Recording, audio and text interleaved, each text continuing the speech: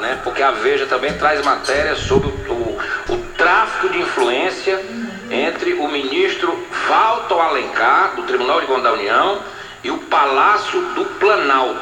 O ministro conseguiu indicar a esposa dele para o STJ. E no e-mail agradecido, ele agradece ao empenho da ministra Dilma Rousseff, que na época era ministra do governo Lula. O Biratan Aguiar também vai destacar, Renato, a participação dos alunos do Instituto Federal de Ensino Superior do Ceará, campus sede no Mundial de Robótica em Seul, na Coreia do Sul. O professor Biratan Aguiar participa logo mais às 8h30 na FM Assembleia 96,7. E amanhã sessão normal aqui na Casa do Povo, sob comando da minha diretora, impreterivelmente às 9h20. E a inflação oficial, Renato, ficou em 0,25% em agosto. A variação superior é registrada em julho, quando em média os preços ficaram estáveis nos últimos 12 meses. O IPCA superou o teto máximo estabelecido pelo governo. Os preços ligados à habitação, como condomínio e artigos de limpeza, foram os que mais subiram. O aumento do setor de transporte, que inclui gasolina e passagens aéreas, também teve forte impacto. Em agosto, o IPCA, índice que mede a inflação oficial, ficou em 0,25%, maior que o mês de julho, quando sofreu a variação mínima. Essa é a informação. Mas em complemento à sua matéria a respeito da corrupção na Petrobras, o Gilberto Carvalho diz que denúncias sobre a Petrobras são boataria e não tem fundamento. É isso mesmo que você ouviu agora. O ministro da Secretaria-Geral da Presidência da República, o senhor Gilberto Carvalho, classificou como boataria as denúncias de envolvimento de parlamentares em esquema de pagamento de propinas na Petrobras. Mas quem conversou com ele, trazendo informações, é a repórter Priscila Mazenotti. O ministro da Secretaria-Geral da Presidência da República, Gilberto Carvalho, classificou como boataria as denúncias de envolvimento de parlamentares em esquema de pagamento de propina na Petrobras. Segundo o ministro, vazamentos normalmente são dirigidos para proteger ou beneficiar acusados. Eu não aceito, não posso tomar como denúncia contrabaseada uma boataria de um vazamento de um procedimento que eu não sei qual é. Só vamos falar sobre esse tema depois que houver o inteiro teor dessas denúncias. Para Carvalho, só depois da confirmação das denúncias o governo fará a apuração do caso. O ministro da Justiça, Eduardo Cardoso, lembrou que o inquérito corre em sigilo, mas que as apurações estão sendo feitas. É muito importante que se faça a investigação e se esclareça.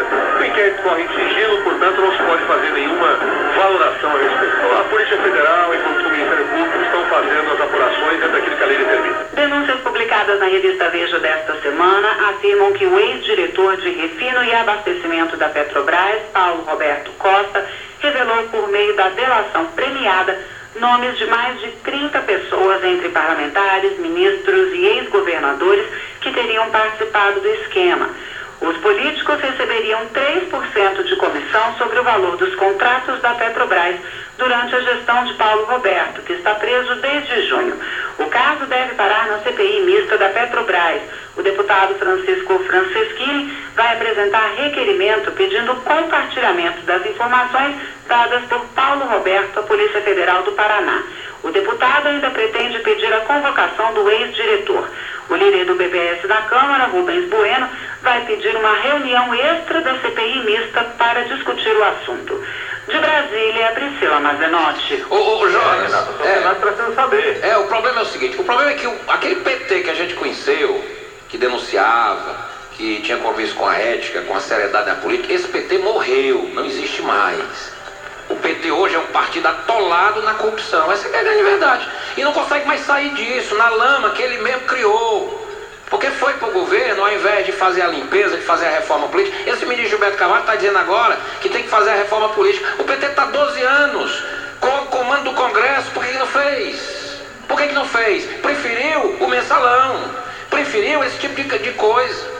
Quer dizer, o PT, ele se embrenhou na corrupção e não sabe mais sair dela. E fica com essa conversa, que isso é boato. Isso é boato não, isso é a denúncia do cara que vazou Quando o PT era de oposição, os deputados do PT viviam recebendo vazamento de informação e denunciavam. Foi assim que o PT cresceu na opinião pública, com a bandeira da ética e da moralidade, que ele traiu no governo. Essa que é a verdade. Vamos parar com isso. Agora, vazou como sempre vazou. Só que agora não vaza mais por deputado do PT, porque eles mudaram de lado. Antigamente era o PT que denunciava isso. Hoje eles querem esconder, porque é o governo deles que faz. Aí a Polícia Federal vaza para quem vai denunciar, e aí a Veja pega. Não foi só a Veja que denunciou. A Isto É também traz matéria. A Isto É que está nas bancas traz matéria, que tem inclusive o Aécio na capa, uma entrevista com o Aécio. Eu vi a Isto É. Então não é só a Veja. A Veja traz um material mais contundente, mas a Isto É também publicou. Então essa que é a grande verdade. O PT cresceu em cima de denúncias contra a corrupção e sob a promessa de passar limpo o Brasil, e traiu essa confiança do povo. Essa que é a grande verdade. Essa que é a grande verdade. O PT, inclusive, cresceu recebendo denúncias que o Ministério Público abastecia os deputados e senadores do PT. Depois o PT pagou isso com a lei da mordaça, com a qual ele queria calar o Ministério Público. Essa lei não passou por causa das manifestações de rua do meio do ano passado. O deputado Guimarães aqui do PT do Ceará era um dos defensores da lei da mordaça. Dizia ele, à época, um ano atrás, que o Ministério Público estava descontrolado, que tem que ter um controle. Aí era. Mas quando eles beneficiavam o PT, não era descontrolado. Agora que denuncia a corrupção do governo do PT, são descontrolados. Então, na verdade, é triste dizer isso, mas o PT acabou. O PT, enquanto partido da ética, da moralidade, da seriedade, acabou. É triste isso, é triste. Mas ainda bem que nós temos uma democracia para a gente dar a volta nisso. Mas é triste, o PT tem que se reciclar, voltar a se encontrar com as suas bandeiras, se é que ainda ele quer se encontrar com as bandeiras que fez do PT um grande partido brasileiro. O resto é conversa fiada. O que esse ministro está dizendo aí é uma disfarçatez. O cara quer tapar o sol com a peneira. Pelo amor de Deus, vamos parar com isso, minha gente. O povo não é bobo, o povo não é trouxa. O povo já sabe o que está acontecendo. Vocês se apossaram e ao invés de fazer as coisas para fazer esse país funcionar, se locupletaram. Porque esse dinheiro aí, uma parte vai para o partido, uma outra parte vai para o bolso também das pessoas. Pessoas estão ficando ricas com essa roubalheira. Ninguém é trouxa aqui. Agora, o cara não vai morrer só. Ele disse, não, eu não vou pagar esse pato só não, vou abrir o bico. É o que ele está fazendo. A Receita Federal informou nesta segunda-feira, Renato, que logo mais às 9 horas tem as consultas do quarto lote de restituição do imposto de renda pessoa física 2014, além de lotes residuais de anos anteriores para quem caiu na malha fina. As consultas podem ser feitas no site da Receita. Também podem ser realizadas pelo telefone 146, opção 3, ou por aplicativo para dispositivos móveis como smartphone e tablets. Os valores das restituições serão pagos em 15 de novembro. Segundo o físico, o quarto lote do imposto de renda pagará 2,29 bilhões de reais em restituições para 2,02 milhões de contribuintes brasileiros. E uma informação para você, Renato, é que corrupção também na FIFA. A FIFA vive mais uma crise neste final. Também não tem novidade nenhuma, nem a FIFA nem a CBF. São duas entidades corruptas. O cartola responsável por controlar e chancelar as contas da entidade foi preso, Renato. Motivo suspeito de corrupção. Canover Watson integra o comitê de autoria, ou melhor, de auditoria de transações e normas da FIFA. Sua escolha foi para participar do grupo, parece não ser o caso, mas ele foi preso e 2 horas depois foi liberado. O cartola é das Ilhas Caimã, um dos principais paraísos fiscais do mundo, onde tem um apartamento de luxo e lá ele faz a maracutaia dentro da FIFA. E o Watson, que negou todas as acusações e pagou a fiança, como eu disse a você, só passou 2 horas preso e depois foi libertado. Portanto, essa é a informação. E a FIFA disse que não vai demiti-lo. Ele continua lá na instituição. Enquanto isso, o Duda Mendonça será o marqueteiro de Sérgio Uribarri, governador da província de Entre Rios, um dos preferidos da Cristina Kirchner, a sucessão em 2015. O Uribarri está trabalhando para ver a intenção de Duda Mendonça. Segundo informações, Duda Mendonça é o rei da eleição. Diz que consegue chegar com que as pessoas ganhem o poder. Mas essa justificativa aí não dá muito certo não, viu, Renato? Porque o Duda Mendonça já teve também umas derrotas aí, não só no Brasil, mas em outros países da América do Sul. Na Argentina, segundo o contrato mega milionário, deverá fazer com certeza a vitória de Sérgio Ribéry. As prévias são abertas a todos os eleitores, mesmo os que não são filiados ao partido. Ô, João, você está falando aí do Duda Mendonça, que foi o marqueteiro das campanhas do Lula, né? E agora é o João Santana, que a Dilma brigou com... Nessa reunião que o PT fez aí de cúpula, inclusive que o Lula pessoalmente se envolveu para ver como é que tenta minimizar, né? Porque o estrago vai ser violento na campanha da Dilma. Como é que minimiza, já que a Marina cresce em todos os cenários, vazou da reunião que foi mandado um emissário, inclusive na campanha do Aécio Neves. O PT hoje tem medo do Aécio largar a candidatura, porque segundo pesquisas internas do próprio PT, uma eventual desistência do Aécio hoje leva a Marina a ganhar a eleição no primeiro turno. O PT já está preocupado com a possível desistência do Aécio, porque os tucanos podem dizer assim: vamos terminar de matar, aí sair do páreo, é só ele renunciar. As pesquisas hoje mostram que a Marina ganharia no primeiro turno se o Aécio desistisse, e o PT está muito preocupado com isso, segundo está publicado na imprensa que circula hoje em Brasília. Mas enquanto a corrupção reina no Brasil, a educação vai por água abaixo, Renato. O IDEB, que mede os índices do ensino fundamental, alerta que o ensino médio piorou nos últimos anos na atual gestão do PT. Mas vamos às informações de Brasília com a repórter Marcela Cunha. Dados do Índice de Desenvolvimento da Educação Básica, o IDEB de 2013, divulgados pelo Ministério da Educação, assinalam uma melhora no ensino fundamental. A meta estipulada para os anos iniciais, que vão do primeiro ao quinto ano, foi superada em 0,3 ponto, totalizando 5,2 pontos. Para os anos finais, houve melhora, mas o índice ficou abaixo da meta. O IDEB é obtido pelas notas do Sistema Nacional de Avaliação da Educação Básica, o SAEB, e pela taxa média de aprovação percentual. O rendimento escolar de mais de 15 milhões de estudantes desta etapa faz parte da estatística. Destes, mais de 13 milhões são alunos da rede pública. Quase 70% dos municípios brasileiros atingiram suas metas. Para o senador Paulo Paim, do PT do Rio Grande do Sul, o resultado é um indicativo positivo das políticas educacionais no país. As metas do governo vão ser atingidas, sinal que o Ministério da Educação está na linha correta, as políticas no campo educacional estão dando certo e temos avançando numa educação de qualidade. Isso é muito bom para todos nós, como brasileiros, já que a verdadeira revolução da perspectiva de sermos um país de primeiro mundo passa pelo processo de avanços na educação. Já as notas do ensino médio estadual caíram em 16 estados, entre eles São Paulo, Minas Gerais, Bahia e Santa Catarina. Na opinião de Paim, a redução é atribuída à qualidade precária da educação oferecida a estes alunos quando eram mais novos. É fruto ainda de equívocos da educação do passado, né? E que agora, naturalmente, com essa metodologia usada pelo governo, a tendência é ir caindo esses dados, já que as novas gerações deram um salto de qualidade. E nos alunos mais velhos, esperamos que o quadro vá modificando e a gente possa no futuro assegurar que em todos os níveis tenha se verificado um avanço qualitativo. A média do IDEB para o ensino médio estadual não caiu em relação a 2011 e se manteve em 3,4 pontos. Isso porque a nota em outros 9 estados cresceu, como o Rio de Janeiro, Rio Grande do Sul e Goiás, que passou para o topo do ranking. Já a rede privada apresentou queda, passando de 5,7 para 5,4.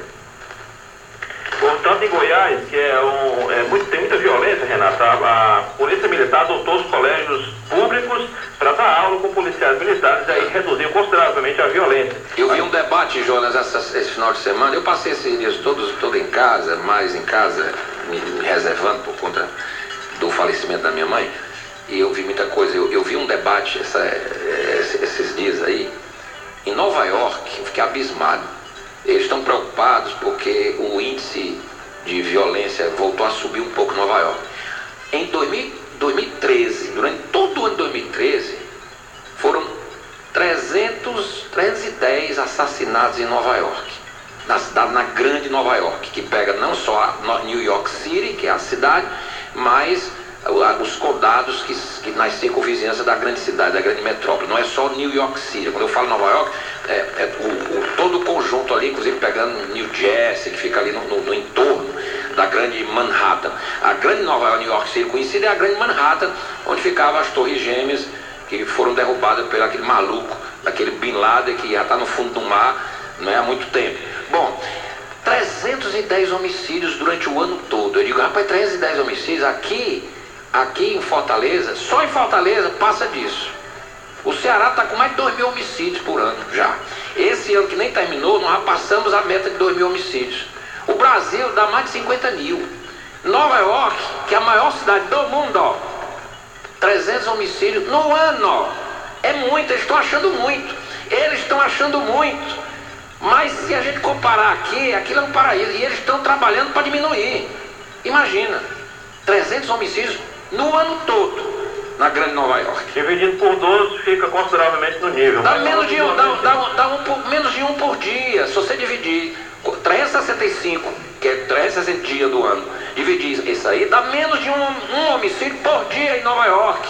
Ora, aqui em Fortaleza se mata 8, 10, no final de semana 15, 20, rapaz. É 40 por final de semana. Pois é. Né? A violência chega não só no Sertão Central, mas em todo o estado do Ceará. O agricultor francês José Alves de Oliveira, de 33 anos, foi preso na última sexta-feira em Quixeramobim após estuprar sua sogra de 74 anos. É um monstro. No dia anterior, ele havia sido denunciado, Renato, pela esposa. Ele abusou a esposa, estuprou a esposa violentamente e um filho de 4 anos. E disse que ia também estuprar a filha de um comerciante da cidade. A delegada Ana Cláudia Neri, da Polícia Civil de Quixeramobim, havia solicitado a prisão preventiva desse elemento e a Justiça autorizou, aguardou a chegada do mandado para o cumprimento da prisão. E ele está preso e deverá ser recolhido à cadeia pública de Quixeramobim. Entretanto, uma equipe da Polícia Militar foi acionada para comparecer à residência da família no bairro Monteiro de Moraes. Portanto, a sogra foi levada para exame de corpo de delito e ficou constatado o estupro na senhora de 74 anos, sogra de Francisco José Alves de Oliveira, elemento de 33 anos, que está preso. E um homem apontado pela polícia como integrante de uma rede de narcotraficantes interestaduais, com atuação direta no estado do Ceará, Renato, ele está solto por determinação do Supremo Tribunal Federal. O habeas corpus, que o colocou em liberdade, o réu Rafael Henrique da Silva de Oliveira, de 29 anos, conhecido como Rafael Arcanjo. Arcanjo? Nome de anjo, olha aí. Foi assinado pelo ministro do Supremo Tribunal Federal, o senhor Dr. Marco Aurélio de Mello.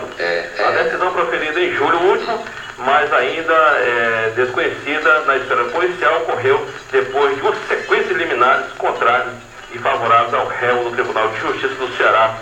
A gente não entende, né, isso também. Não dá para entender isso. Para você ter ideia, esse Rafael Henrique da Silva de Oliveira, o Rafael Arcanjo, ele comprou uma carteira falsa de motorista por R$800 e tinha uma identidade falsa também, que foi até o Rio de Janeiro participar de uma feira de cães adestrados. Portanto, essa é a informação. E para concluir o nosso trabalho, na manhã desta segunda-feira, vamos passar a agenda dos candidatos ao governo do estado do Ceará.